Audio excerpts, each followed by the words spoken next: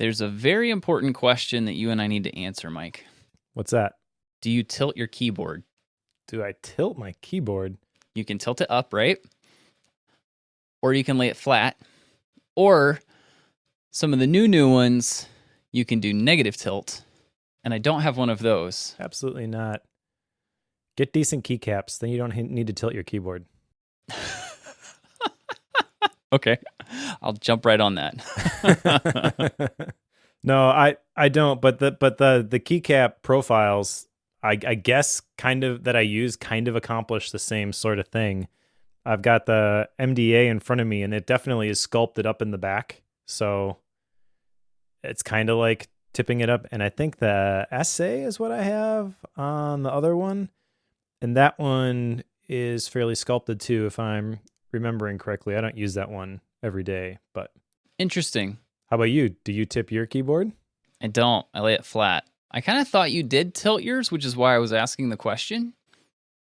That was my original thought, and I know that a lot of people in the mechanical keyboard world do tip it. Like the back is up higher than the front. And in my head, that's a bad thing to do. That sounds painful, yeah. I've got a wrist rest in front of my keychron, so I don't have to do that. Right. And, I don't have a wrist rest on mine, but where it's sitting, it's like right at the edge of the desk. So there's like nothing there. So I tend to hold my hands up. So it is what it is. But I have been playing, and I don't have one because I don't think Keychron makes it, where you could have the negative tilt. I'm very curious about that. And it's primarily because I've been thinking about like the way that we hold our hands, right? It's easy for us to like tip our fingers down when we have them on the keyboard as opposed to holding them up. Sure. It's very weird to hold your hands up. So I've been playing around with that idea. No idea if I'll ever actually do anything with it. It's just a fun idea.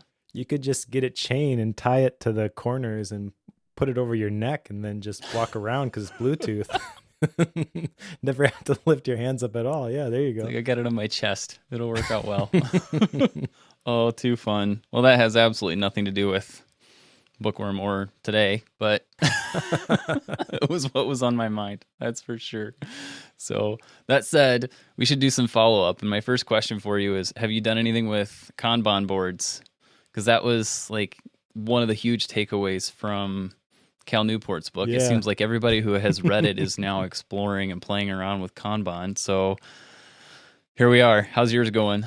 Yeah, well, I'm still looking for the perfect Kanban app, to be honest. I've got stuff in Todoist, and I think that's probably fine. I've also been messing around. I've got an Obsidian theme called Spectrum, which has a CSS class, so you can create in an outline format a Kanban board, but you can't drag the blocks around, which kind of breaks it for me. But I know some other people don't really have that issue, so maybe I need to get over it. Maybe I just need to find the right the right app to do this with, though. Sure. I messed around with. I found a free app on the iOS App Store and the Mac App Store called Avocado Kanban, which is just a super minimal, super clean Kanban app, and it's got an interesting pricing model. You can basically set up one board for free. And then if you need additional boards, different projects, it's a $2 in-app purchase for each one. Sure. And it looks decent, but I dug into the developer and they have like 30 other apps on the App Store, including it looks like older versions of this sort of thing that they've abandoned. So I don't feel real great recommending that one. Right. Yeah, that's the trouble with those things, right? Yeah. I have all of these examples and all of these ideas bouncing around. I'm like, what's the best way to do this? And the bottom line is that I haven't landed on it yet, but I have been experimenting. Are you still on OmniFocus at this week? Not really. Well, I haven't opened if you were, this week. here's what I'm getting at. There's a whole Kanban by project level that I've been using. And Okay. you have a Stream Deck too, right? I do. Like one of the smaller ones, yeah? It's right here. I can control my lights. It's possible, I found out, to program the keys to run the automation plugins. All right. And the way I've been doing that is I've been setting up some really random, obscure hotkey for going to the menu and selecting it from the menu in the Mac keyboard input settings. And then you can program that hotkey to a button on the Stream Deck. And I set it up to where the buttons move it between the columns, essentially, and move it from category to category, which is pretty slick. But That is pretty cool. it just means you select the project you want, hit it on the Stream Deck, and boom, it goes. Like, that's it. So, Well, as you know, smooth. I'm all for having you create things for me. So if you're willing to Yes. walk me through it, Yes. I'd love to give it a shot. I tried the Kanban automation previously, and I could Mhm. never get it to work. I don't know what I was doing wrong, but it Sure. never really worked for me. Well, they had, let's see, what was it? They had it set up. Like, did you just download the one straight from the Omni Automation site? I downloaded that one. I downloaded yours. I tried every version of it that I could find, basically. Sure. And I could get the buttons to show up in the toolbar, but they never did anything. Sure. So I don't know what I'm doing wrong, but it wasn't working. Yeah, I know the one that's on the Omni Automation site works on a task level. So then you set up tasks, you select the task you want, and then you run the automation and it moves it by tagging it and such. Mm-hmm. And that I didn't care for because I was operating with projects of like they're template projects, right? Like there's one for today's episode that just had, I've gone through probably 40 items on it already. Just because it's like, okay, set up this window, set up that window, restart your Mac, turn on the Linux box. Like there's all these things that I have to do before we can ever connect and hit record. So that's all a thing I've done. But that whole project needs to move through the Kanban setup, right? So Sure. it does the whole tagging thing for me by running those automations and such. But you just select the project. And for me, it's hit the button, hit the hotkey, hit it from the menu, one of those 2, 3, 4, whatever that is. I really want that board view though. And that's the thing I don't think I can get with OmniFocus. I know I can get separate windows and line them all up. Not what I want. Yeah, I didn't.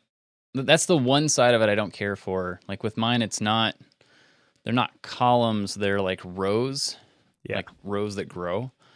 So I'll have like a to do, in progress, waiting, done. Those will be different subsets, but they're all in a list form. They're not columns. I could get it set up for the different windows and column views. And I suppose if you did that and used the whole Stream Deck thing, it would make it super simple to switch them from column to column without having to do much. But it just seems kind of clunky to set up to me. Yes. To get the view that you want. Exactly. But I will say right now, I promise, Ken Case, if you are listening, add Kanban boards to OmniFocus, and I'll be back tomorrow. That's Sure. It's such a solid app. I just don't like the visualization of the tasks currently. Sure. And I feel like this is something that's being added to task managers all the time now. So I actually believe it's only a matter of time before it ends up in OmniFocus and it ends up in things like there's a Kanban view in Todoist. You can switch back and forth between a list and a Kanban style view. And you can also do the same sort of thing in TickTick now. So I think it's just going to become more popular. Makes sense. It does. I think there's a lot of benefits to it, of course. I'm not one that's using it probably in the entire way that people intend it to be, but I'm not a huge use Kanban for all the things type of person. Sure. I don't know. Hey, if it works for you, go for it. So that was a long piece of follow-up for one of yours. Yes. The other one here is to make my list of things to delegate. And boy, do I have a list of things to delegate. Let me tell you. Am I on the receiving end of this? Do I need to ask this question? No, I don't think so. So I'll just run through some of this stuff. And this is an incomplete list, by the way, in addition to me just thinking about the things that maybe I could delegate. Again, this is not like the how to delegate them, just the things that could be delegated. I've also talked to my wife about this, and we are prioritizing in our budget a line item so we can pay for a virtual assistant that we can both use. Sure. We don't know exactly how much work we would have to delegate yet, which is why like this is part of the project. She's keeping track of a list of things too that like I don't really need to be doing this, and if I didn't have to do it, I would be a lot less stressed, sort of a thing. Sure. So I think this is going to happen. I just don't know exactly how or when yet. Well, I suppose I've got a couple of them here. The first of which is create protocols for how support comes to me, and now me and my support assistant. And we've started in on that. I've had some failures in that already, but it's in progress. We tried we tried at one point to like just email support at domain.com and it will go to all the places it needs to go, and then we could manage the ticket and stuff, and people continue to just ignore that. And I get it.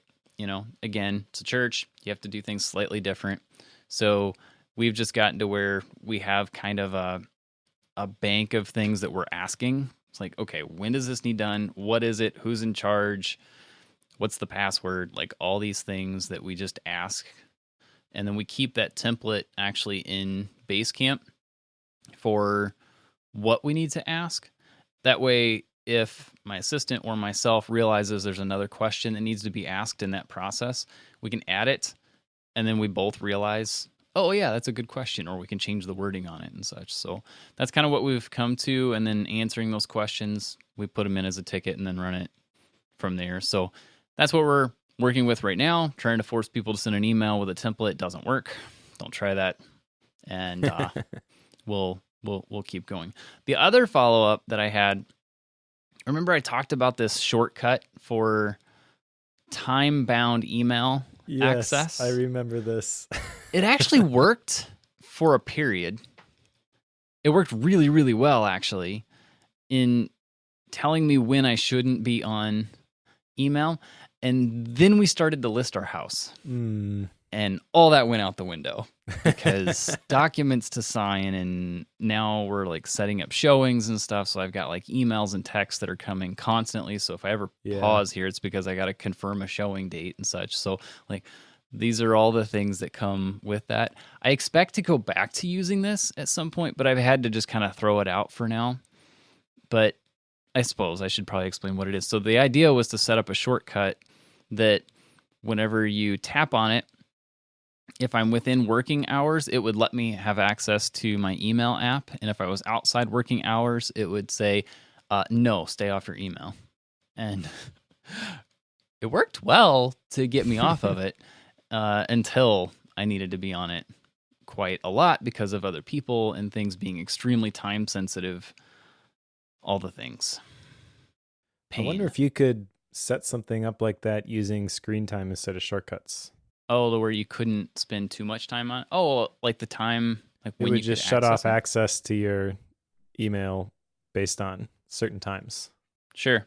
Maybe. I don't know. I've never really messed with screen time. In my head, it's a thing for kids, but I'll look into it. It sounds interesting. Don't tell Gray. Does he use it a lot? Oh, yeah. I haven't been able to keep up with Cortex lately. Yeah. They just did their yearly Screen Crimes episode. Ah, got it. I'll look into it. So they got a lot of gripes with the system, and I understand that, but I think kind of for something basic like you were doing, maybe that's an easier version for people who like the idea of your action item but don't want to create a shortcut from scratch. Right.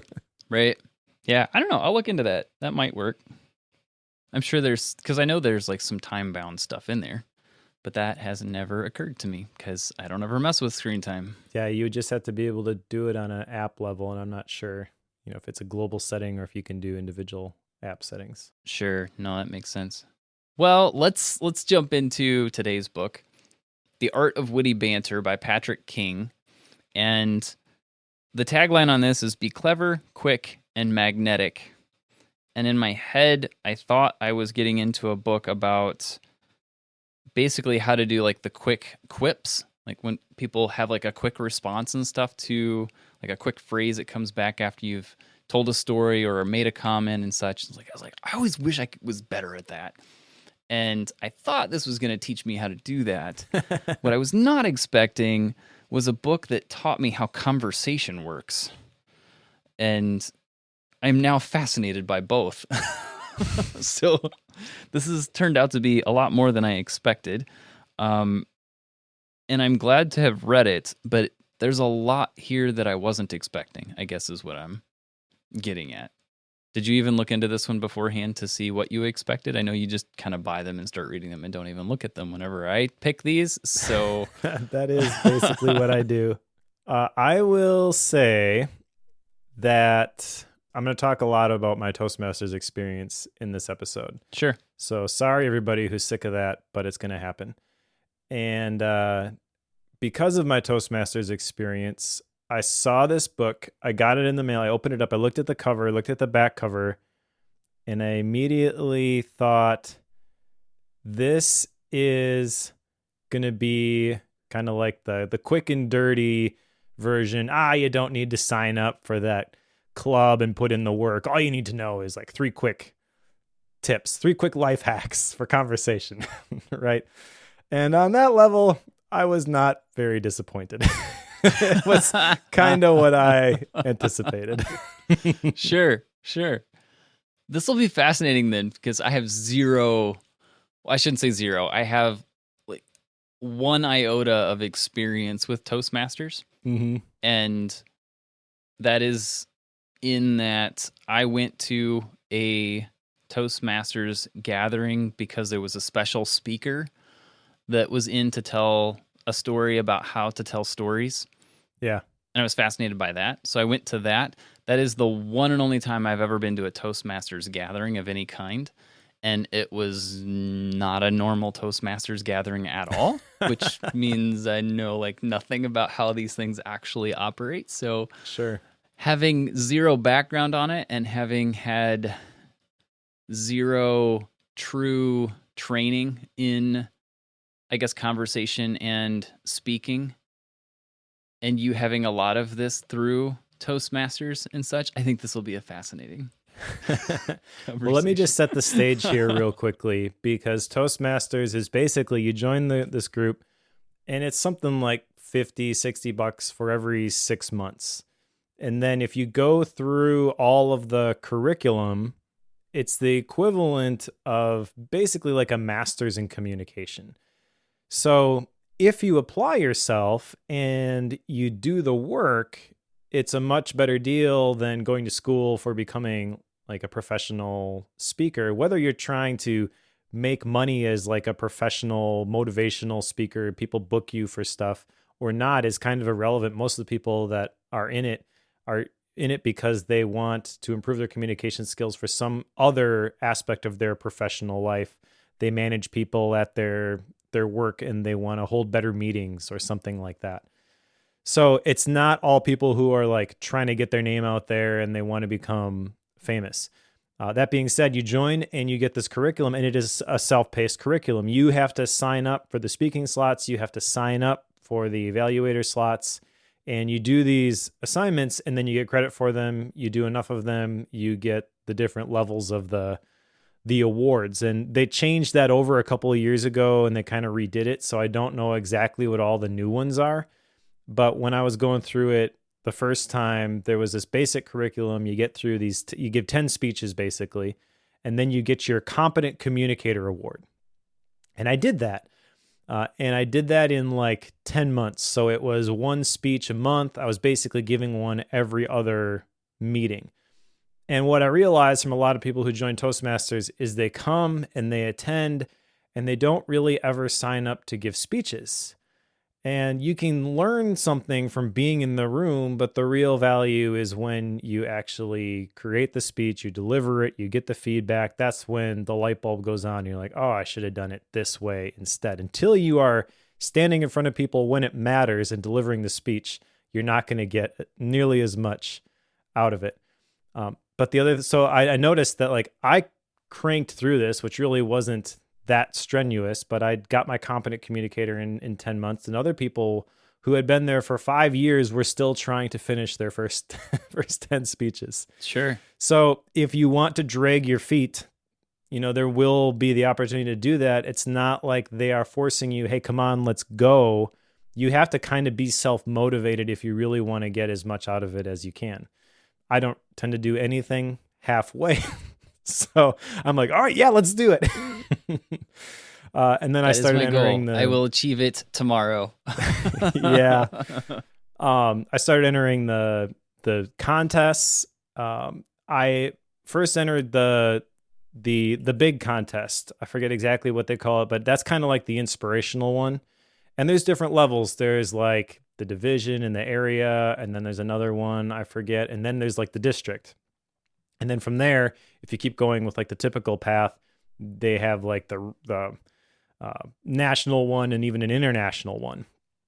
So I signed up for that one, got up and forgot my speech halfway through, just was like frozen on the stage and was kind of beating myself up about it. So I'm like, all right, that's it. Next contest, I'm going to sign up again just to prove to myself that that's not going to happen again. Sure. So the next one was a humorous speech contest. And this is a story I know that I've told before, but it's kind of important for like my perspective with all the Toastmaster stuff as we're going to juxtapose it against this book.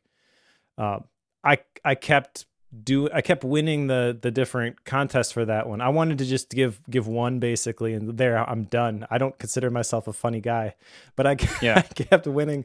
And then I went to the district level and I lost there, but that's kind of like the finals for the humorous speech contest.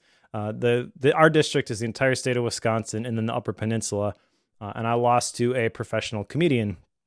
But while I was there at the district conference, they had a speaker come in. His name is Aaron Beverly. At the time, he had been the runner-up for the international speech contest, and he was selling coaching. And I'm like, this guy is really sharp. So I signed up for some coaching with him, did some one-on-one coaching with him. I have not competed in any contests since then, but since I have been working with him, he has also gone on to win the international speech competition. I forget which year it is, but he's really, really good. And it was cool because that's a connection I never would have made had I not been involved with Toastmasters. So the TLDR is Toastmasters is great, but the value that you get out of it is totally going to depend on what you put into it. And if you go into it thinking, I want to put in some reps and I want to learn from making my own mistakes, it's the perfect environment to do that. Everybody is there because they're terrified of speaking in public and they want to get better at that. And then the other thing that you can really glean from it is some really cool connections. Like I got hooked up with the guy who won the international speech contest. There's a lot there. So these 10 speeches that you were talking about, how long is a speech? Like when you're talking about winning these competitions and such, are these like 3-minute deals? Are they 30-minute deals? Like what are they? It depends. And now when they revamp things, they have different tracks that you can go through. And so there's like different types of speeches, which are different lengths. But the core curriculum that I went through before the Competent Communicator, your icebreaker is the first one. And you just get up and you talk about yourself. So it's super easy. You already know the subject. That one's 4 to 6. And basically every speech after that is 5 to 7. And you're timed. So at 5 minutes, someone will hold up a green card. It means you've qualified. People can vote for you. Yellow means you're halfway through. So at 6 minutes, for example, you see the yellow, and at 7, you get the red card. You have basically 30 seconds before or after that to qualify. So if you give this big speech, your 5 to 7 minute speech, and you talk for 9 minutes, you're disqualified from the voting at the end of the meeting for like the best speech. Yada yada yada. Sure. If you're in a contest, you'll be disqualified completely if you go under. But these are short. They're not like I'm thinking about, I've been teaching some classes of sorts at our church, and that's a quote unquote speech or a talk, I guess. Yep. But they're 40 minutes, and then I set them up to be about 30. So that I've got time for like questions and stuff afterwards, because they're usually somewhat tech related. And I get a lot of questions, thus the 10-minute time period there. Sometimes I think I should be giving it like 20, but I'm setting that up as a 30-minute talk, which sounds like it's way different than what you're referring to, because that would be significantly longer than most of those. Not necessarily. I mean, I've not done a whole lot of work in the new curriculum. Most of the speeches that I've given have still been in that 5 to 7 minute window. Sure. But I've Yeah. seen people who have given speeches, and their speech is to deliver like a presentation at a work meeting. And so they've got a PowerPoint that they're sharing, and it is 20 minutes. Yeah. So the meeting agenda is adopted based on who is signing up for the different roles and what project they happen to be working on. Sure, yeah. No, that makes sense. Okay. Toastmasters in the background. Joe with nothing in the background. Let's start talking about this book. Yeah. So Patrick King here. Let me explain now my impression of this book is basically for Joe, people like you who have no experience. They look at Toastmasters and like 10 speeches. That's a lot of work. Or $60. I don't want to spend that much. Right. And so, well, is there like mine is time. I'm not taking the time for that. It's a lot. Right. So, and on the topic of time, by the way, most clubs can have their own schedules, but ours are every other week. So second and fourth Tuesday night, and the meeting is typically an hour. And because their whole thing is pay attention to the time and finish on time, like you're not there for 2 hours. Right. And that's fine, but still it's an hour. Like that's exactly. That's an hour. I'm not, because by the time I get there and get back, it's at least an hour and a half, maybe 2 hours, depending on where it's at. So like I'm not in a place where I can do that. Like that's a significant commitment for me. And like this is where like I appreciate, the way Patrick King does this. Like if you don't have or don't want to put that time and dollars into Toastmasters, I'm going to be curious to see what your comparison is like between the book versus Toastmasters and such. I'm looking at it through the lens of somebody who practices this sort of thing public. And I learn in public as we do this. So thus the streams that I run, we're doing this podcast live. I do the webinars and such, like the classes. When I do those things, those are the times when I'm critiquing and learning myself through this process. Yep. I'm going to make a lot more mistakes in the real scenario, quote unquote, than I would if I were to go through Toastmasters, learn all the formal stuff and such. But if I can pay attention to what I've screwed up and try to improve on that live, I get like the double-edged thing, right? So I can produce something and I can learn from it at the same time. It's not the same. It's not at all, right? It's not. You're immediately going to tell me that the coaching and such and the third-party feedback is going to be the piece that's missing from that. Totally. And I won't disagree with you. But again, like you either have to commit time or dollars and be willing to put off. I shouldn't say put off. Like make it more of a, maybe it's financial, maybe it's career improvement. Like there's some driving factor behind trying to improve at that level. But I don't think this book is designed to do that. And I don't think it's designed to replace that. So that's going to be the caution I'll give you here. It seems to me like it is positioned as the light version or the Blinkist version. You don't have to read the whole thing. You don't have to go to the meetings to really understand. All you really need to know is flow like a river. The conversation is play. And I don't think you can condense it down like that. So I don't think he's trying to, like, he's not positioning this as a replacement to Toastmasters. Like I want to point that out. That's something that you brought up. Correct. That is my bias. He is not saying that this is a replacement for like a formal humor teaching class consultant. He's not saying this is a replacement for that. This is kind of like setting a foundation to show you how some of the basics work so that you could then go into something beyond that. Sure. I just think you can't learn this stuff without doing it. That's all. Well, right. And if you don't even know how to start, how could you start doing it? And I think that's where this comes in. Like this can give you the very basic fundamental components that can help you get started. And then once you start to get a taste for it, then maybe Toastmasters is the right answer. Maybe hiring a consultant or a coach is the right answer. But if you have no idea where to start, this would at least give you some basics to begin with. Is that fair? Maybe. You don't like this at all. I don't know. I mean, I agree that that's what he's trying to do. I just don't think it's effective, to be honest. Like, he's giving you specific advice about, like, well, let's get into the book here. Yeah, sure. Because he talks about when you're in a conversation with somebody, like, do this. And some of the stuff that he talks about, there's no way I would ever try that with any relationship that I am serious about. You have an example of that? Like what you're referring to? Because there's a lot of things he points out, and I'm just not sure which ones you're talking about. Let's see. I guess it would be starting with chapter 3. So maybe let's put a pin in that. But like, you're kind of, some of the stuff he tells you to do is like borderline picking on people. And I just think it's really, really dangerous to some of the advice that he gives, first of all. And then he tries to temper it and say, well, you got to be careful. You know, this can come across as rude. But if there's even the possibility that it's going to come across as rude, unless this is like somebody that I spend an insane amount of time with, I'm not trying any of this stuff. Sure. Interesting. So, because there's a lot of those pieces, and again, we'll get to that.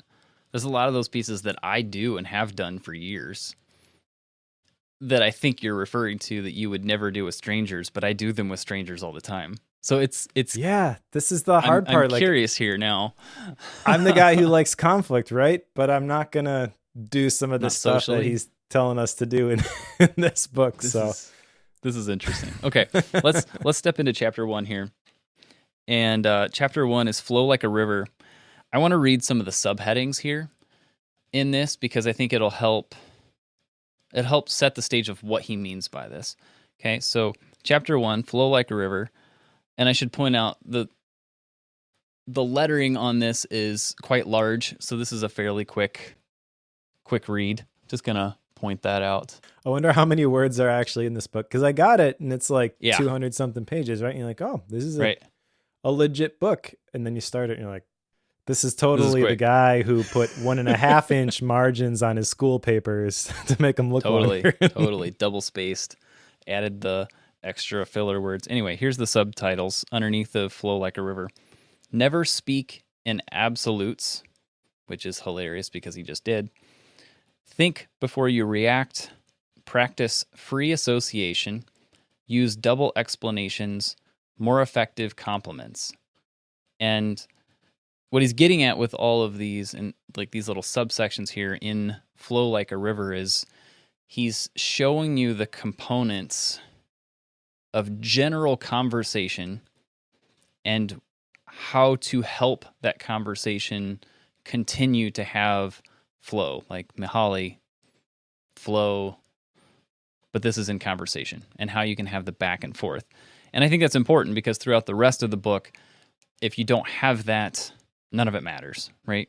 So you can't have the back and forth if you don't understand how general, non-witty banter conversations happen.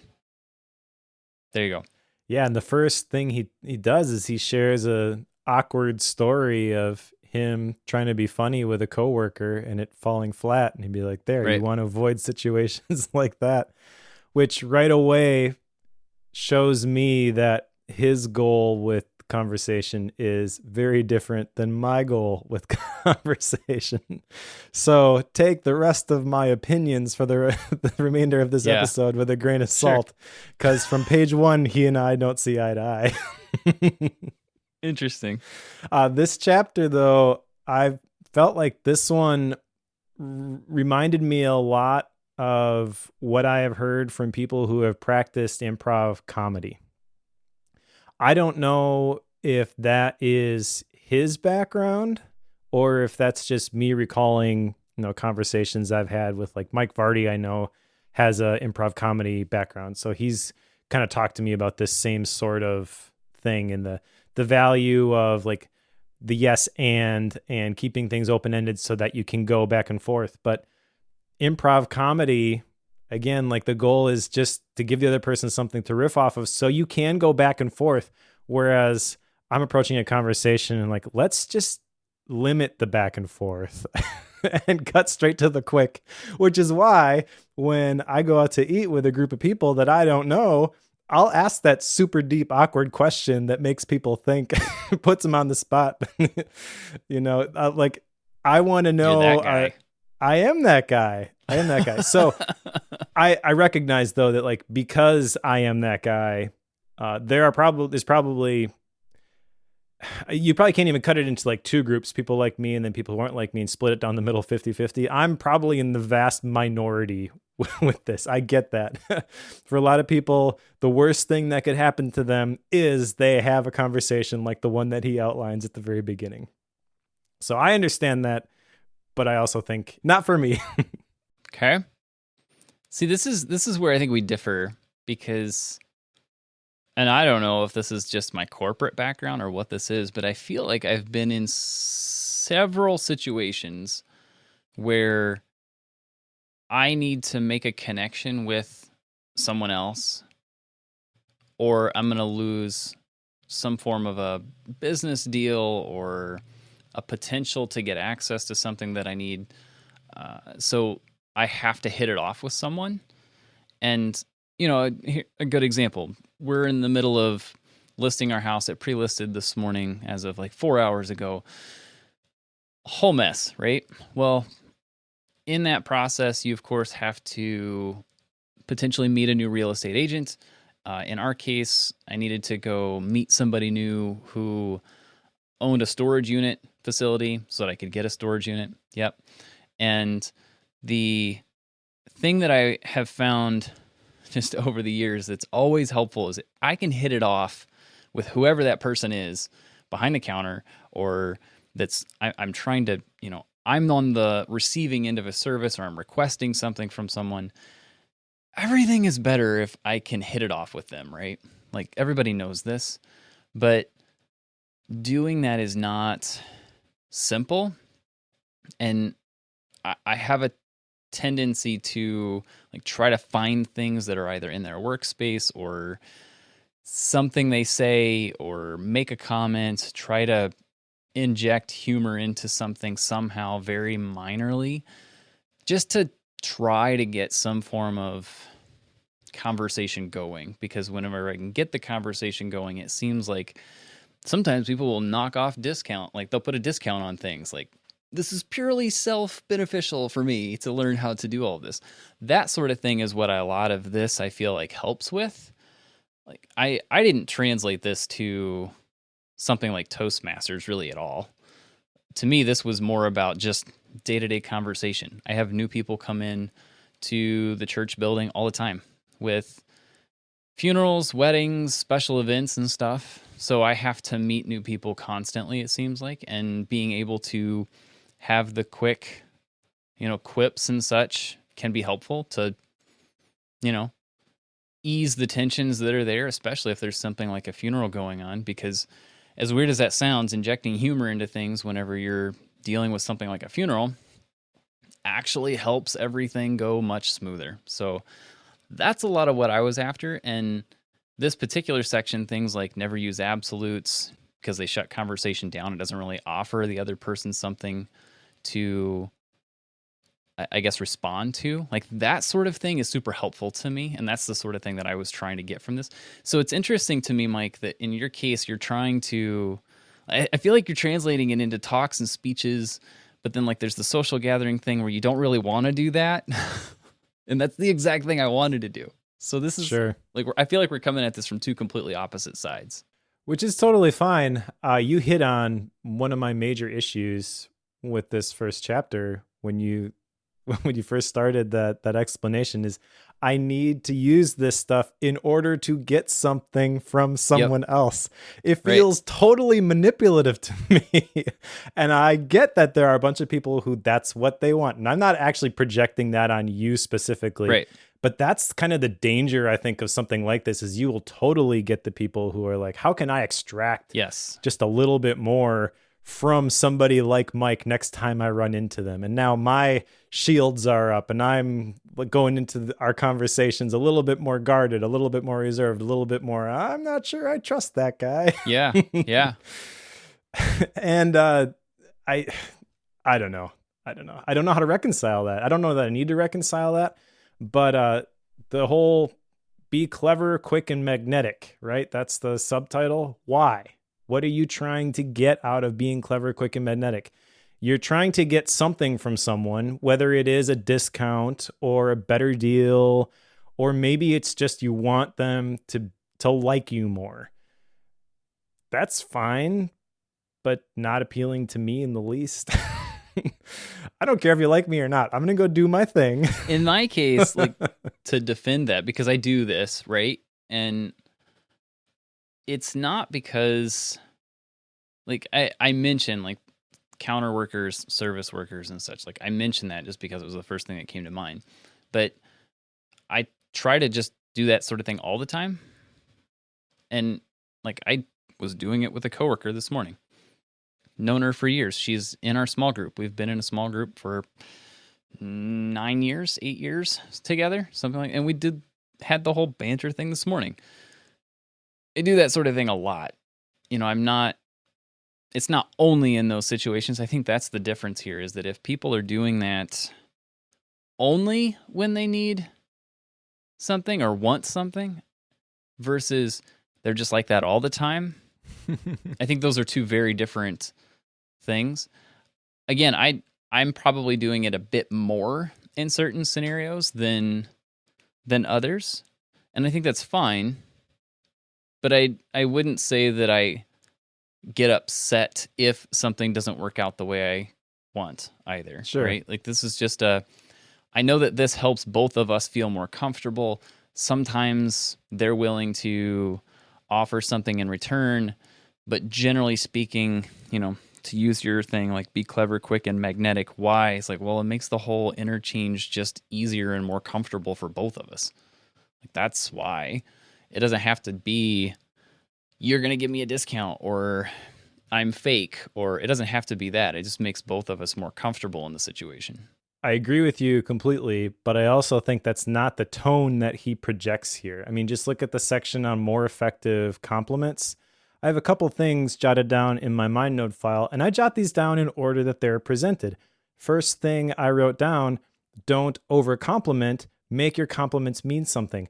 Why do you have to say that at the beginning unless you are automatically thinking, oh, people are going to take what I'm saying and use it for personal gain, and the people that they're talking to are going to feel manipulated? Maybe that's not what he's thinking, okay? But that's how I read that. Interesting, because I took it the opposite, in that don't overdo this because then it won't have the effect. Like, it does the opposite of what you intend. Sure. Well, that was all I was thinking of. He's laying that groundwork first. That way you keep that in your mind, that you can't just compliment until somebody's completely exhausted with you, because then it no longer is a compliment, right? So you've sidestepped your own attempts. Like, that was all I heard out of that. So maybe this is a case of the curse of knowledge, right? Where you've been doing something for a while and you forget what it's like at the beginning. When I got to the section on compliments, I immediately thought of the gratitude practice. My wife and I have this as part of our weekly meeting. Every single date night, we express gratitude to each other when at the end of the actual meeting part, where we're talking about, like, what do we want to change, what do you want to start, stop, and keep doing. We talk over any specific things that we had to make decisions on, you know, before we just chill and enjoy each other's company. And if you have expressed gratitude more than once, you don't need to be told to focus on the things that will have the greatest impact, the things that people have control over, the things that people have made specific choices about. It's like, have you never complimented your wife before? Well, here are some things you should know before you start. But there are people like that. I understand that. So that's why I say, like, they're painful. But for me, it's like I read this and I'm like, what? Really? Right. I hear you. But I think this is Again, this is kind of what I expected when you started talking about Toastmasters, because like I didn't connect that world to this at all. I connected like the small talk world to it, Sure. not like the for example, like dinner date. You do a double date with another couple, right? If the world ever decides to open up again. You double date with another couple, and this happens, right? The wives know each other, so they set up the double date, but the husbands don't know each other at all, or vice versa, right? That stuff happens, and I've been in those scenarios, and it can be kind of difficult sometimes. Sure. I feel like this sort of thing can help with that. Like, how do you kick conversations off? Like the compliments, like, again, you're not trying to get something from the other person other than just learn more about them, build a relationship. You know, maybe you can hit it off and go golfing together afterwards. Like, I don't know what that is. Sure. But having some of this base, and this is where this first chapter comes in, I think, setting up the flow, like how does the back and forth work? And some of that, like what he's talking about in here, is just showing the emotion that the other person expects was in here. And I thought that was interesting too, because a lot of times people will make a comment or they'll say something, and sometimes they're looking for you to feel sorry for them, to be upset with them and such. Yeah. And if you want to continue down that path, like if it's a path you want to go down, you can emit that same emotion. I think there are a lot of cases where I deliberately choose not to, because I think the path the person is going down, the emotion that they're wanting to elicit from me, is not the one I want to give them. Like, and my tendency is to try to show the opposite, just because like, no, don't do that. Like, you think Samsung's amazing? Forget you. Like, no, go away. So you are Patrick King's ideal customer then. Yeah. So I don't know. Like, there's a lot that he has here that kind of shows just how that back and forth can work, and how do you help each other feel comfortable in the conversation. I think we've all had those dialogues with people who really don't get out much, and really have a hard time in conversation socially. And some of what he's referring to here, I feel like I've had a chance to learn in the real world of back and forth. Like, oh, don't ever say that because people don't get it. Like, there's some stuff like that just completely fell on its face. I did that one all wrong. Like, I do that and realize that sort of thing. I feel like this can save you a little bit of heartache from those situations. So I'm glad you brought up mirroring, because that phrase stood out to me too. Do you remember the last place we heard that? Not off the top of my head. Never Split the Difference by Chris Voss, a book on negotiating with terrorists. Well, it was negotiations. He comes from negotiating with terrorists, but that wasn't the point of the book. Misdirected there. Fair enough. Yeah. But I remember having the same sort of feeling with that book of, okay, so the whole purpose of the negotiation here is to get what I want. That doesn't feel right to me. Can't even put my finger on specifically why. I just know I don't want to be in those conversations. So here's a question for you then. This type of thing. So that's a good point. If we've had books that talk about how to converse with other people, and there's the potential to interpret that as seeking gain in some form, right? Sure. Every time the conversation can be potentially manipulated, right? You're showing kind of a angst against that. If that's the case, does that mean that we shouldn't try to better a relationship with quote unquote tactics or methods? Is that the issue you're actually fighting against? And if that's the case, then should we not try to make a conversation comfortable? Like, what's your take on that? Sure. Well, I think it's fine to make it appear more comfortable. I think for whatever reason, it kind of gets stuck in my head of this. with Patrick King's book, he paints a picture just like the negotiation book of this is a successful conversation versus an unsuccessful one. And I feel like making a qualitative judgment about the interaction into one of those categories is what I don't feel comfortable with.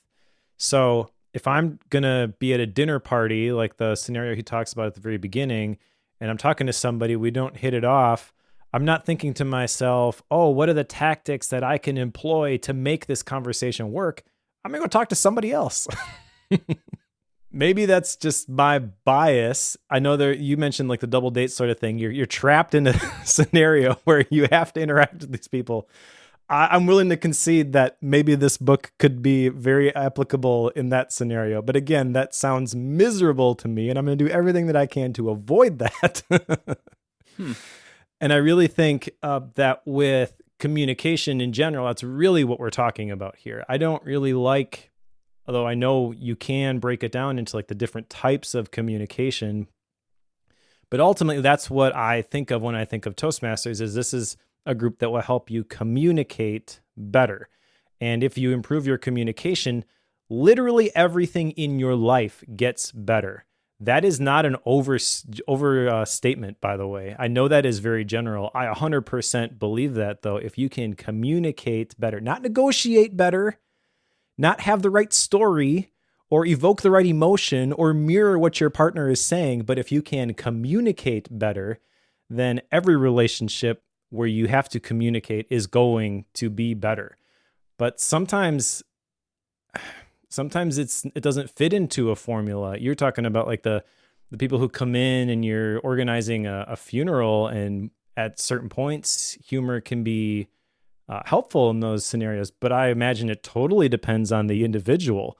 You're not going to try a joke and have it fall flat with somebody who is coming in because they lost someone close to them and they're grieving at the moment. Like, you're going to be really, really careful with that relationship. And I feel like with this book, it's only focusing on the one side. That's fine. You can focus on just one side, but it's presented very generally. And I feel like I'm not going to use this 95% of the time. So if somebody's difficult to talk to, you just rule them out of your life? Good question. I don't think so. Because here's what I'm getting at. There's sometimes people that we have in our lives that maybe they're family, maybe they're friends of friends. You see them fairly regularly, but maybe they don't have the social skills to have a conversation like what you and I do here, right? Sure. And you have to kind of handhold them through a conversation, right? Yeah. To help them in that situation.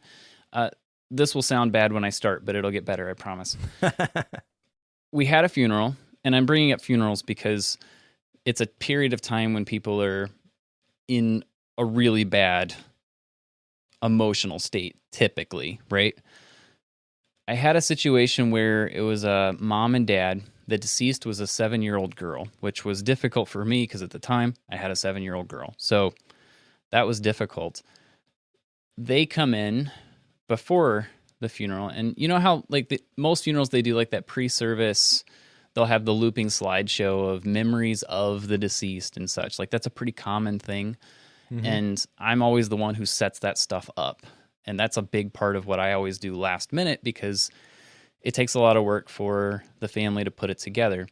Mom and dad came in, I think it was the day before the funeral.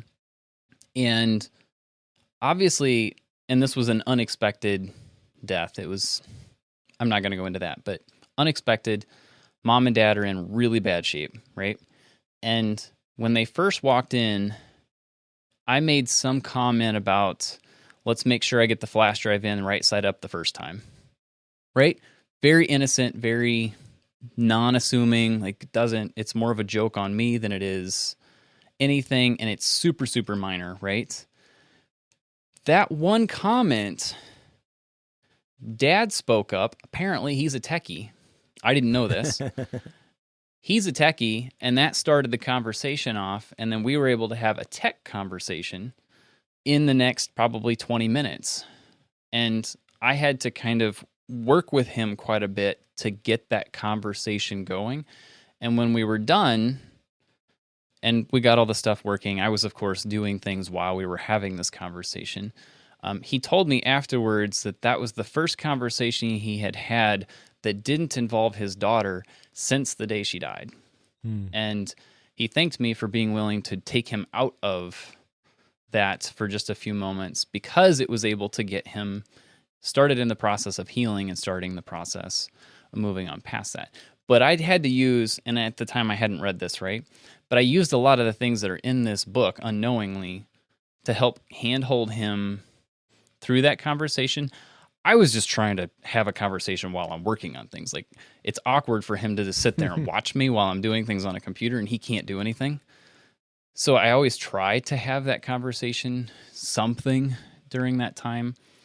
But if I were to just say the stuff in this book is unnecessary and these tactics and these methods are purely manipulative, I probably would have just let it be silent and he wouldn't have had that moment.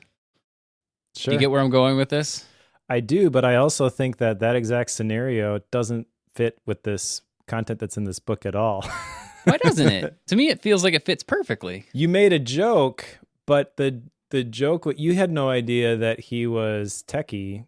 So that really wasn't, in my opinion, giving him an invitation to engage in the back and forth witty banter. If that had been your goal, you probably wouldn't have said it at all because you don't know whether he's going to engage and you're thinking, just lost a 7-year-old daughter. I don't want to force him to do something uncomfortable, right? So sure. You're making fun of yourself. And then that opened up a side door, which had nothing to do with the joke itself. You weren't cracking jokes now about, oh, well, my flash drive is bigger than your flash drive. Like, that's kind of where Patrick King would take that conversation. At the very end of this, yes. But in this particular piece with like the flow like a river, the tactics piece around keeping a conversation going, absolutely 100%. Yes, this is exactly the stuff I was using. Okay, gotcha. Yeah, that's so yes, that's your fair. in-game, like when we get to chapters 3 and 4, that was completely inappropriate in that particular situation. But what I'm getting at is like with his conversation methods that he's referring to, like don't use absolutes, invite someone into like the mirroring pieces. Like, gotcha. Those are all super important in that type of situation. But those are the same things that we were just talking about with the negotiation book that you told me you didn't want to do. Yeah. Okay. So I can get on board with you in chapter 1 is okay. All right. Okay. But starting with chapter 2, it immediately starts to go off the rails. Okay. Because the first thing he's talking about is break the fourth wall. And let's just use your example here. Okay. Where you're talking to this guy who just lost his 7-year-old daughter. The fourth wall, this is when a character steps out of their role and addresses the audience directly. Okay. And so a version of this would be you now switching to the third person and be like, man, I sure hope Joe puts the flash drive in the right side up. That's not going to work. Actually, that one would have. I just did this a minute ago with you. Whenever we were talking about the books, we kind of stepped back, right? And said, when we're talking about the negotiation book and this book, like we stepped back and I said, okay, you've now referenced these 2 books that are about, like that whole sort of thing is what he's referring to, breaking the fourth wall, right? So, like, in those cases, like in that scenario, and we don't need to keep talking about the same one, but in that particular scenario, it would have been, I think, depending on how you deliver that, I probably could have said, now that I'm behind the computer, like, Joe, you darn well better get this right. Like, I probably could have made that comment. Sure. But I probably won't do that if he has already engaged in the conversation. Like, that's kind of a continuation of the first joke, right? Hoping that, let's continue the funny here for another second. Mostly I'm just trying to fill air so it's not awkward. So I feel like I'm trying to shut you down on everything today. I don't know why. Even that doesn't fit real well with how he describes breaking the fourth wall, though, because he says there's 2 places to use it when you point out what both people are thinking but not saying. And at that point, he's not thinking, oh, this guy seems like a real tool. I hope he puts the thumb drive in the right side. Right. Or you point out your opinion about what is happening in the moment. I guess maybe you could classify it as that. I just have a real hard time thinking about how from this point on, how any of this stuff gets applied in a scenario where I'd be comfortable using it outside of improv comedy. Sure.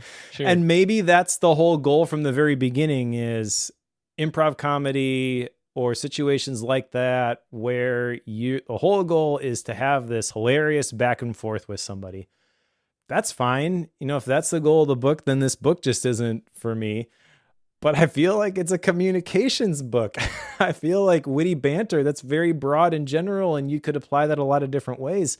But he seems to get stuck in using it this way. Now, it's not all bad stuff, though, either, which is kind of why I say the thing at the beginning about how, to me, this is like a watered down cheater's version, quick sheet of what Toastmasters would give you. You can look at some of the stuff he says and look at some of the stuff that Toastmasters would teach and say, oh, yeah, I know that already. Do you?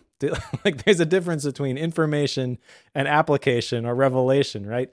The things that you really know are the things that you actually do, in my opinion. So he mentions in chapter 2, for example, of the fallback stories.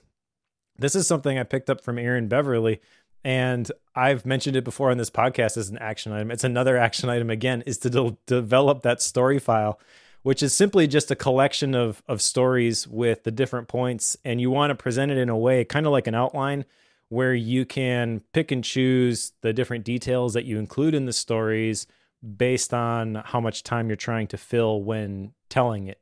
If you just want someone to get the gist of it, you've got like a 3 or 4 sentence version. If you're giving a speech and you really want someone to feel the emotion, then you've got a longer version of that.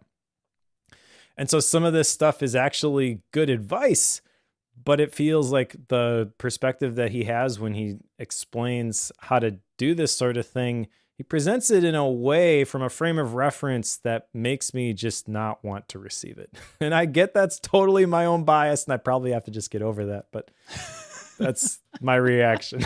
All right, first section here, flow like a river, conversation is play.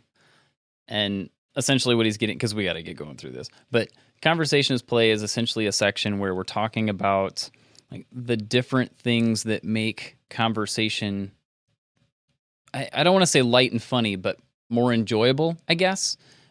And probably the example that I would have here going into the 3rd chapter, which is a touch of witty banter, is that there's a man in our small group who I consider to be quite witty, in that he is really good with the quick one-liners, like explanations. Like they get into the witty banter pieces here of like redefining ways of saying things. Like if you're talking about the weather, here's a different way to say it's raining outside instead of just saying it's raining outside. Like there's a guy in our small group that's phenomenal at this. And I love having conversations with him. Known him again for 8 years or so. And I love having conversations with him because he'll interject these one-liners, not often, but the way that he'll describe things just keeps it more, I guess, an enjoyable back and forth. Even if we're just talking about how to change the brakes on a car. Like, it doesn't really matter what the topic is, but putting those into it makes it more fun to have a conversation with him. Thus, I have a tendency to seek him out whenever I see him just because I know the conversation is going to be fun. Doesn't really matter what we talk about. I don't care. I'll throw a one-liner at him to begin with and see where it goes. Like that's that's how that works. But it just makes for a fun conversation. I feel like that's similar to what the purpose here is. Like you were talking about the purpose behind this, right? And the argument that I would give you that's kind of conflicting in my brain is that Toastmasters is the same way, in that you're going through Toastmasters to learn how to give a talk or a speech for a purpose, which is the exact same thing. Like you're learning to do things, use these methods, learn how to not say all the things so that you can get better at something for a reason. What is the reason? Well, if you're trying to give a better talk or presentation at work, it's financial gain. You're trying to get promoted. You're trying to be better at your job, right? So this could be similar, just used in different ways. So I struggle with some of what you're arguing with, because I feel like you're using one set of foundations over here and you're changing it over there. But it's really kind of the same deal. Sure. Well, I feel like Toastmasters is very general, and you define your own objective when you join, and it even changes depending on the project. But overall, it is very holistic. Like, one of the things that you're talking about, witty banter, the one-liners, the way Toastmasters helps you with that is they have what are called table topics. And it's you speak extemporaneously for 2 to 3 minutes on a topic, but you don't know what the topic is until right before you start. Right. They give you the topic, okay, go. Now talk about that thing for 2 to 3 minutes, which is the most terrifying part of Toastmasters for me. Sure. But has also been one of the things that has helped me the most. I can say when I joined Toastmasters, it was because I think we had just started Bookworm, and I wanted to get better at podcasting, and I was starting to do more webinars, so I wanted to be a better presenter. And after a couple of sessions, a couple of talks that I had given, I immediately saw that I was not only getting better in communicating in those mediums, but this was affecting every area of my life. I don't think that is fair to say. I don't think it's fair to compare this book to Toastmasters in that regard and be like, well, this isn't changing how I communicate in every scenario. I'm fine with that. But I also think that the scenario that it's describing here is just not a sandbox I want to play in. Like the last thing in chapter 2, he talks about instant role play, where you make a judgment statement about someone, you give them a label based on the statement that you made, and you start playing the roles. I'm never, ever, ever, ever, ever, ever going to do that. My wife does it all the time. Then in chapter 3, he talks about the art of misconstruing, where you're misinterpreting in an intentional manner to bring about a comical situation. The only place I would ever do that is with my kids. Hashtag dad jokes. Like, that's the only place that's ever going to come out. And I don't need any help with that. I got that one down. Sure. I think a lot of what you're talking about is personality. Like, completely fair. Yes. He is explaining how to be the personality of clever, quick, and magnetic. And I think what you're telling me is that is not you. It's not me. And then even if it was me, reading it in a book is not an effective way to learn those skills. And I get, like you mentioned, well, I don't really have any experience. This is helpful to me because now I at least have somewhat of a picture of what this looks like. I don't know. I don't think I would ever pick up a book like this. And this is not the first book that I have read like this, by the way. I've read several books. Many of them have been recommended to me by somebody that we both know about how to speak better. I do not learn that way, which is weird to me because look at all these books behind me. Like, this is how I learn, by reading. But when it comes to communicating, it just is like two totally different worlds. And I cannot reconcile in my own head how anyone can effectively learn how to speak through a written medium, because all you have with the book, maybe this is like where an audiobook actually helps because you can hear the voice inflections of the author and stuff like that. Right. But all you have is what is actually being said when you are reading this book, and what he's actually sharing via what he's saying, including all of the examples, like the jokes that he tells about himself. Yeah, this Ralph Lauren polo, that's actually a real horse. You know, again, self-deprecating, but I'm just like, I don't think I like you. That's not funny. Yeah, I mean, these are all, like, some of the things you're talking about is from the section on a touch of witty banter, which is like the comebacks and stuff we've been referring to. The next chapter there is funny on command, where they get into like the vivid imagery that I was talking about with this guy with the small group. Like, he does that sort of thing quite a bit. And then he talks about like the comic triple, like the listing of 3 things, like 2 positives and a negative that can then make it super funny. Like, those are all, again, like tactics, right? And then sarcasm and irony, but be really careful. Yeah, but I think what you're getting at is that, and it's one of the big complaints I have with this particular book. I've been poking fun at you this whole time, right? But this It's okay. I like conflict. this is the difficulty with it, right? In that, in that, take a number of the examples we've shared here is like the way you deliver these words and your body language when you deliver these words says so much in this process.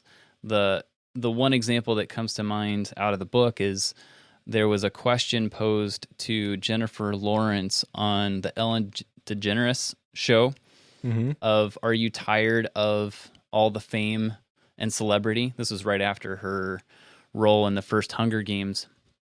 And she says yes, but she says it in a way and with a smirk that would tell you it was sarcastic, right? Yep. And it took him the better part of 2 paragraphs to explain that in a way that you could realize that, oh, she actually means no.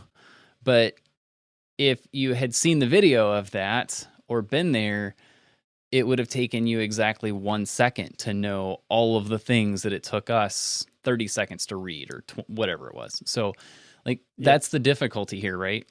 Because the way you deliver the words in this book can drastically change the result from those, which is why I think what you're saying in some cases are like, I would never say that. Well, there are cases when I would say that, but the way I say that would be like what I just did. I would throw my voice. I would, throw my mouth in a weird way so that it looks weird, like cross my eyes. Like, those are things that I would do. If you hang out in my house for very long, give yourself 30 minutes. You will probably hear my wife use 4 or 5 different voices because she does this constantly. This is a thing that just happens in our house. Or she will burst out into song. Like, it just happens frequently. You don't even, like, I live with her, so I see it constantly, and it just seems like it's normal. But I realize that's not normal. But my point is that it's really, really difficult to get that sort of thing across in a book. So, like, these 4 chapters here: flow like a river, conversation is play, a touch of witty banter, funny on command. Like, the funny on command thing is difficult, I think, if you're trying to be funny, but I think it's one of those things you can practice, right? If you want to do that. But again, it depends on what you're trying to do. Are you trying to be the personality? Are you just trying to lighten up one conversation? What are you trying to do? And I think that's maybe where you're getting hung up. Is that true? Maybe. This funny on command one specifically, this is the chapter I had the biggest issue with, because a big part of this is misdirection, and he talks about sarcasm and irony. And if you're doing improv comedy, great. Everybody knows exactly which rules you're playing by, and no one's taking it personally. Any other scenario that I can imagine where I would find myself, I'm not going there. Yeah, sure. And I don't know, I'm trying to understand where this is good advice. I just think, like, if I were writing this, I would maybe misdirection. That's fine, where you break a sentence into 2 parts. The second part of it is what people react to. The first part is the setup, and sarcasm is the most common way we use misdirection, yada, yada, yada. I don't think I'm getting any more specific than that, because I don't want to tell you how to use this and then you think that you are just developing your communication skills and you totally offend somebody. I think that if you don't have the predefined rules agreed upon, then this is where you can very easily burn bridges. And maybe some people aren't really worried about that. I kind of am. This is not the same thing in my head as wanting people to like me.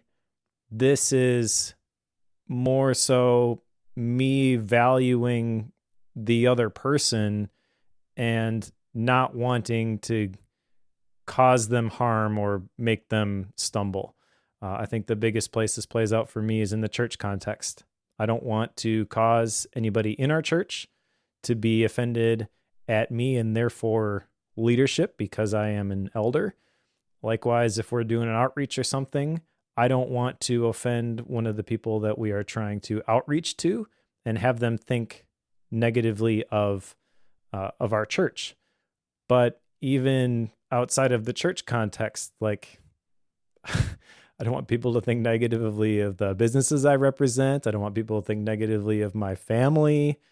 I mean, I just don't want to create opportunities for there to be offense and division. There's enough of that in the world already. And this is, you're coming from this misdirection piece. Is that what you're talking about? Yeah, because underneath the misdirection, he doesn't clearly define this, but kind of how I grouped them is misdirection, and then he talks about sarcasm and irony for a good portion of this chapter. But I believe those are kind of like sub-bullets underneath the misdirection aplenty, he calls it. Yep. I think I took this completely different than you did. And like, here's an example. When I was going to set up the storage unit, the guy who owns the place and was showing me all the things around it was saying, if you come in with a trailer, you're going to want to do this and that. That way you don't hit the posts. And this is a misdirection, right? I told him, like, I grew up on a farm driving semis all the time, so you're pretty much guaranteed I'm going to run into everything.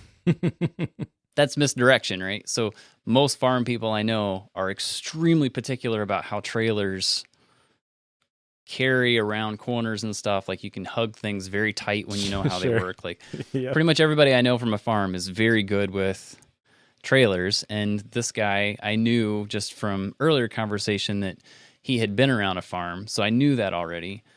That was a misdirection, and he knew exactly what I was referring to whenever I said that. And then he stopped explaining trailers to me after that because he realized, and then at that point he'd had my license, which is a Class A CDL. So like, he knew, like, I've driven big rigs, like a 15-foot trailer is easy. So that whole conversation went very differently after that, which, two things: it shortened the conversation. I was kind of in a hurry. And two, it showed you don't have to worry about me. You can trust me in this particular situation. So I was trying to help him see that he could trust me in that particular scenario, and that was a way that I could do that. But I used misdirection in that case. I'd already read this section by that point, so I kind of knew what I was doing whenever I did that one. Well done. But that's the sort of thing that I took from this. I didn't take it as a misdirecting on, I guess, more serious, deeper topics. To me, that would be out of line. But I think this is, again, the difficulty with the book is like, when are these scenarios? When should I use those? Because that's going to be the piece that's going to rely on, I don't want to say like social experience, but it's just being aware of what the other person is expecting at the time. That's some of the, just noticing how the other person is responding from a body language stance, right? So that sort of thing would be out of line if I was in the middle of a church meeting trying to decide whether or not we should take out a big loan or not. Like, that would be inappropriate. But when I'm trying to buy a storage unit, it's totally fine. Like, yeah, that's a great example. You hit that 100%. That's exactly the scenario he's describing in this sort of thing. And I understand that. Maybe the better title for a book like this is The Art of Useless Small Talk. The Art of Small Talk, which is something I feel like I struggle with, but I feel like maybe that's why I was drawn to it. I don't know. Yeah. And that's the thing for me is, like, I don't really care about the small talk aspect of it. I don't really have time for that, to be honest. I prefer to just jump right in. And I guess what I'm saying is, I understand that, like, there is usefulness to this type of stuff. It's just really, really hard for me to figure out any way in my life that I am ever going to use it. That's fair. Maybe next time I open up a storage unit, I'll try to use some sarcasm. Sure. I feel like I'm just around a lot of people I don't know.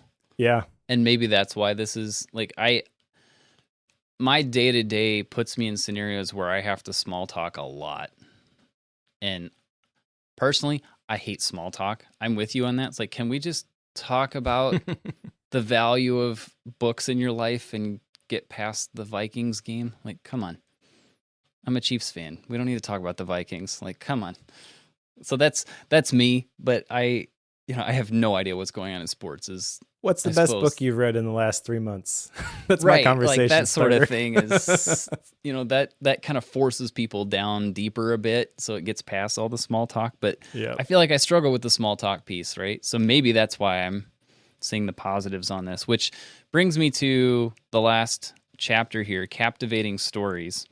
And the part about this that's, I guess, a bit of a challenge, like he goes through a handful of methods for telling stories.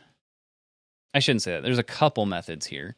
And then there are ways to request a story. There are ways to refer to other conversation points you've had leading up to that, thus an inside story or joke.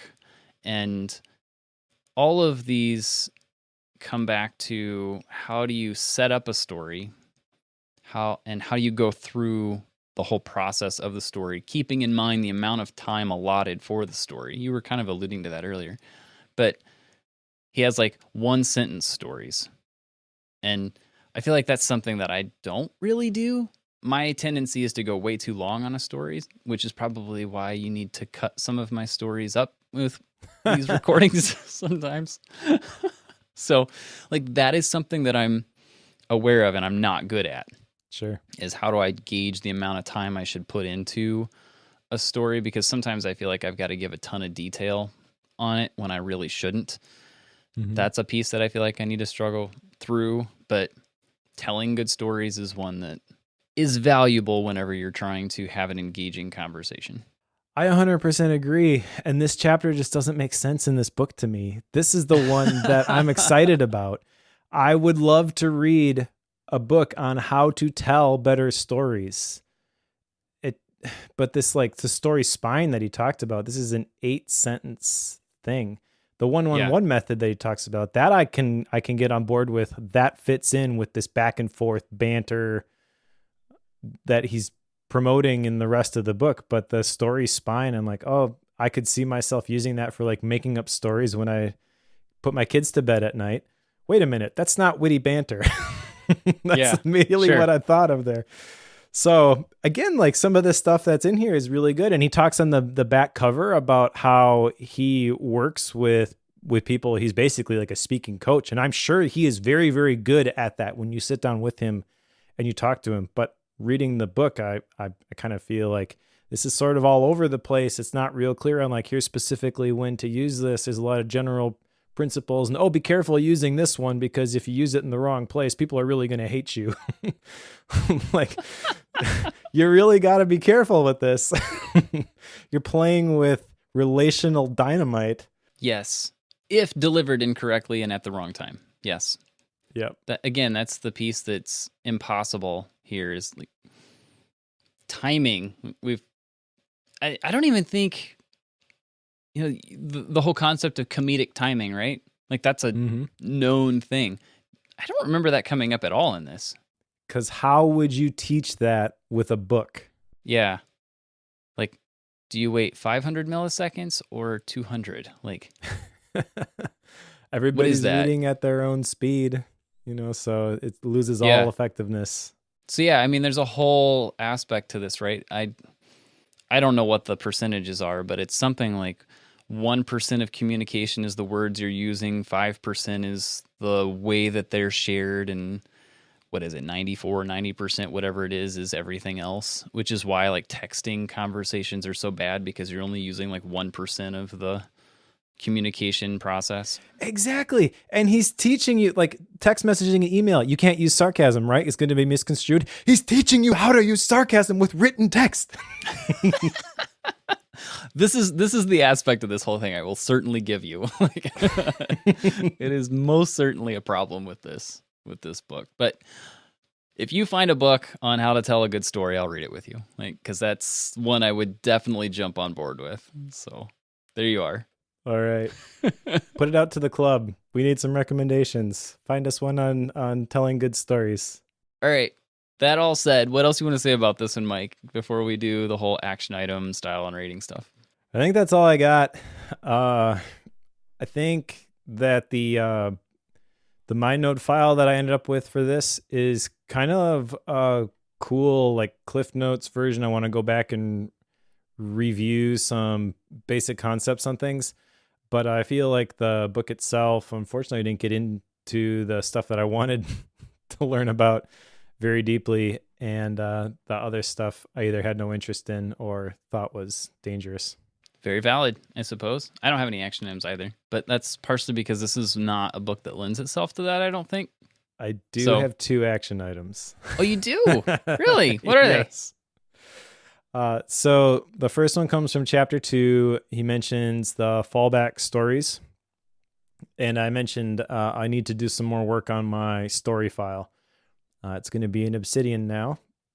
So I need to put some thought into how I want to set that up. The cool thing about Obsidian is that you can fold, unfold bullets and things. So I think there's opportunity there for me to kind of build those stories in a new way rather than just like big blocks of text. But it is something that I've had in some way, shape, or form previously in multiple places. So I need to get that into Obsidian. I have one more action item from chapter 4 when he's talking about the vivid imagery. Yes. I don't really want to get ridiculous in my descriptions of things, but I do want to develop my vocabulary a bit more. Sure. Which is another thing Toastmasters helps with, by the way. The more you understand about communication, the more genius those meeting formats actually are. One of the things, one of the roles is a grammarian, and they typically, the clubs I've been involved with, that is doubled with the ah counter. So the grammarian ah counter is one role in my experience, and their job is to count the number of filler words that people use and which words they tend to be. So just knowing that stuff is helpful. And recognizing that actually, like this is kind of getting back to at the beginning, we were talking about like, how can you learn this stuff? It's not enough just to know about this stuff. You actually have to do it. Like we all know that we should not use ahs, but I still struggled with that mightily up until my very first speech. And then I forget exactly what the feedback was, but they said, you tend to use and you tend to use it in this way. And pretty much overnight, like from that moment on, the light bulb went on and I almost never use that filler word anymore. I wish I had a better recollection of this is the exact revelation that I got, but it was just the difference in my opinion of like actually doing it versus reading about it. So I want to develop my my vocabulary, and the ah counter, get back to the story of the grammarian.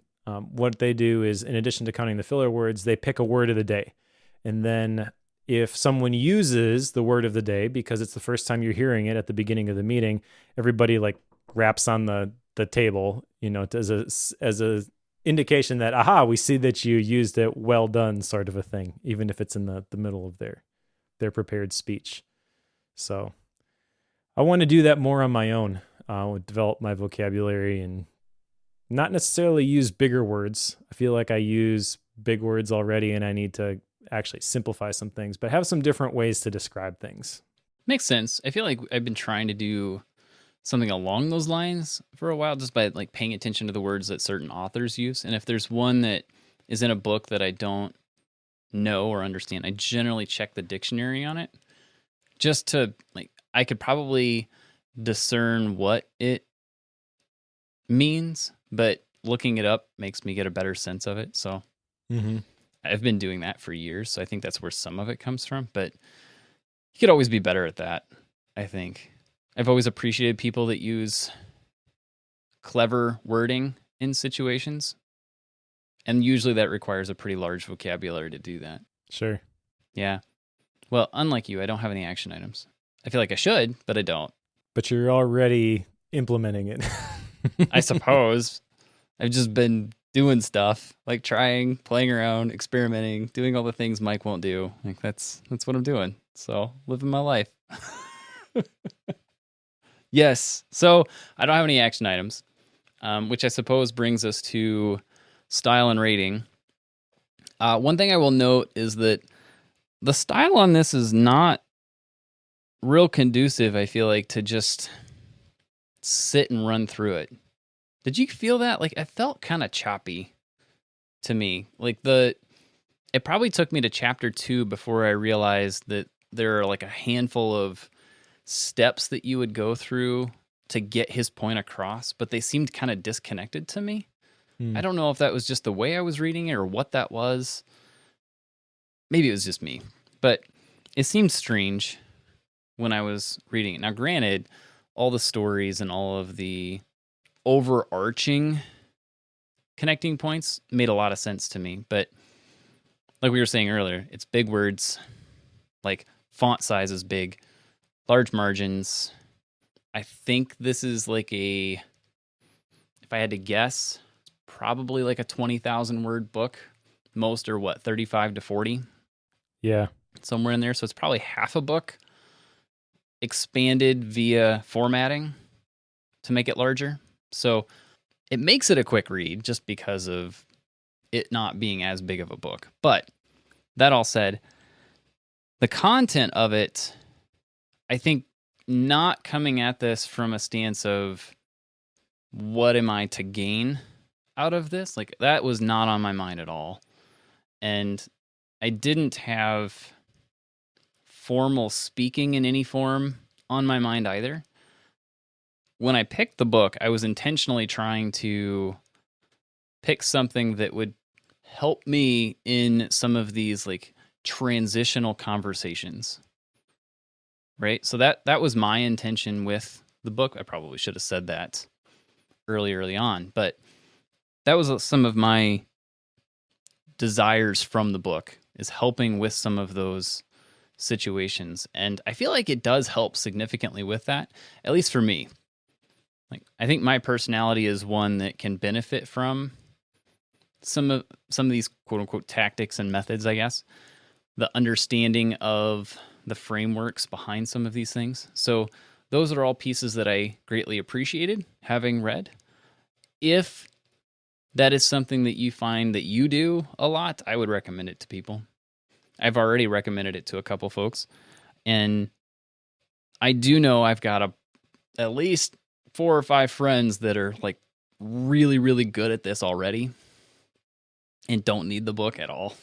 Like, they just do this naturally. And I've always appreciated my conversations with them. And again, they're people that I tend to seek out. I'm not one that really wants to change who I am, but being someone that is easy to talk to is something I've always wanted to make sure that I'm improving on. And I feel like this is something that does help in that process. So it's one that I'm grateful for having gone through. That said, like, there's some pretty major loopholes in the way that this is delivered. I don't know that a book is the right way to do this, like we've talked about. There are probably other ways to do it, but at the same time, I feel like this is probably a good way to kickstart that. Like, this is one very, very, very small step to get you on the road, I think. So I don't think this is it's not even designed to be a replacement to a full-blown coaching system. I don't think that's its intention at all. I think it's just purely to get people started. And for that, I'm grateful to it. Now, again, I'm coming from the stance of I have no background in any formal training in speaking at all. So keep that in mind. But I don't think this is the best choice if you're trying to teach this to people. There are a lot better ways to do it. Okay, so that all said, I have found a lot of benefit from it. I have some qualms with it. I think I'm going to put it at 3.5 for a rating, just because, and I know I've been defending it like this whole time, but I do have some qualms with it, right? So from a content stance, like, it's pretty good, but I think it lacks a lot as far as, like we were talking, the comedic timing, the how you deliver things, the body language side of it is completely missing here. So there are some pretty major components of how this works that are not there, which is why I'm saying this is a starting point. It's not the solution to learning art, the witty banter piece by any means, but it'll at least get you on the road, I think. So final answer, 3.5. All right. I've made my opinions about this book known throughout this episode. I don't really like it. I'm trying to figure out exactly why I don't like it as much as I do. I'm trying to reconcile why I have such a strong negative reaction to it when, like you mentioned, you got a lot out of it and you've already recommended it to a couple of people. I think maybe what it comes down to is that even though the chapters are labeled and they speak to different things, kind of the underlying tone underneath all of this is a, is about being funny and about being humorous, and that's like a major linchpin to the whole idea of witty banter that he seems to be describing here. It comes up in every single chapter, and that's the part that for me, I guess I just am not that excited about. Now, I also shared this story about how I participated in the humorous speech contest. So maybe part of this is like I learned this by doing, and that's tainting my perspective of no one can learn this through a book sort of a thing too. I don't know. I will say that I do think Patrick King is probably a very learned individual and probably knows what they are talking about when it comes to this sort of thing. Were you to sit down with them and have them actually coach you through how to use this stuff effectively, I'm sure they would do a phenomenal job. I don't think I would recommend anybody who is looking to improve communication in any way, shape, or form, though, pick up a book like this. I would say, come join me at my next Toastmasters meeting. Guests are welcome. You don't even have to join. You can literally just club hop and go to different meetings and see different people. I know people who do that because I've been involved in several clubs around here locally, and I've seen people go from this one to that one to that one. They just make the circuit, So I feel like that's kind of the ideal medium for learning this sort of stuff. I 100% agree that there is value in learning how to communicate better. And I am willing to admit that the situations where this stuff that he talks about being helpful is just not something that I really deal with on a day-to-day basis. That all being said, like, this is my rating, right?